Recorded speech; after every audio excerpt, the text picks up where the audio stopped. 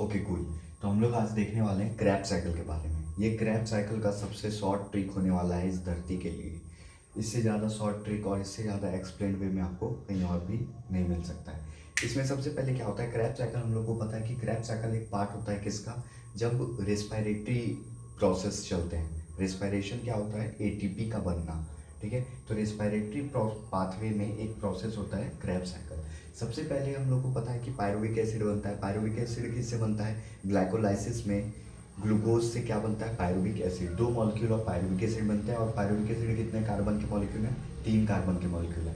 Pyruvic acid से क्या बनता है, एसिटाइल कोएंजाइम ए। इस प्रोसेस को हम लोग क्या कहते हैं, लिंक रिएक्शन। ये कौन सा प्रोसेस है, लिंक रिएक्शन की प्रोसेस है। इसमें क्या बन रहा है, दो molecule of acetyl coenzyme A. और जब पायरुविक एसिड से एसिटाइल कोएंजाइम ए बनता है तो इस बीच क्या रिलीज होता है, एक तो CO2 का मॉलिक्यूल रिलीज होता है और एक क्या होता है, NAD+ से NADPH बनता है। ठीक है, उसके बाद ये जो है एसिटाइल कोएंजाइम है, ये कहाँ आ जाता है, ये आ जाता है आपके क्रैब साइकिल में। ठीक है, क्रैब साइकिल की बात करें अगर हम, तो सबसे पहले एसिटाइल कोएंजाइम में किससे बाइंड होता है, ऑक्सलो एसिटिक एसिड से।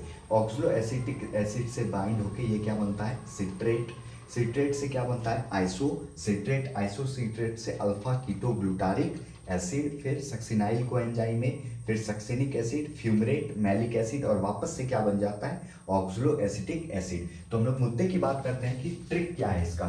ट्रिक सिंपल है, क्या है, कुछ नहीं है। ये एक लाइन है जो इसके लिए भी लागू है। ये इस प्रोसेस को कोई आपको अलग से ट्रिक याद करने की जरूरत नहीं है। ये एक लाइन है जो इस प्रोसेस के लिए भी एप्लीकेबल है। क्या है, oxalo acetic acid, sorry, citrate is Krebs starting substrate for making oxalo acetic acid. ये कोई एक ट्रिक नहीं है, ये एक स्टेटमेंट है जो इस प्रोसेस के लिए एप्लीकेबल है। बस उसमें हर सबस्ट्रेट को फिट करते चलेंगे हम। क्या है ट्रिक, देखें, सिट्रेट।